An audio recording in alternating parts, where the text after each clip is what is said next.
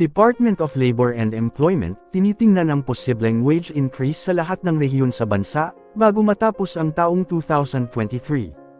Ayon pa sa bagong kalihim ng Department of Labor and Employment na si Secretary Bienvenido Ledesma nitong Biyernes, ay inaabangan niya ang pagtaas ng daily minimum wage bago matapos ang taon.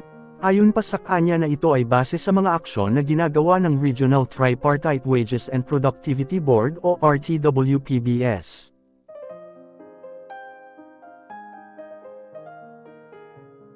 Nakikita ko po sa direksyon ng kanilang ginagawang proseso baka po maglilipat taon. Lahat po ng mga regions. Meron na pong adjustments, saad na pa ni Ledesma sa panayam sa kanya ng Double BTV. Kamakailan lang nang maaprobahan ng National Wages and Productivity Commission o NWPC ang pagtaas ng sahod na isinumite ng RTWPBS sa Cagayan Valley, Central Luzon at Sorsogon.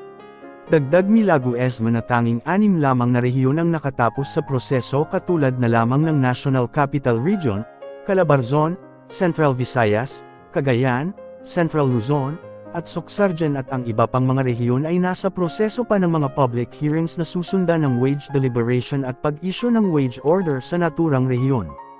Sinabi naman niya ang wage hike ay posibleng resulta ng motu proprio act ng Regional Wage Board o ang petisyon ng mga labor group dahil sa patuloy na pagtaas ng mga presyo ng pangunahing bilihin. Katulad ng pagkain at mga kalakal. Bawat board ay binubuo ng mga representante ng gobyerno, management, labor sector at magkakaroon ng mga public hearing at wage deliberations.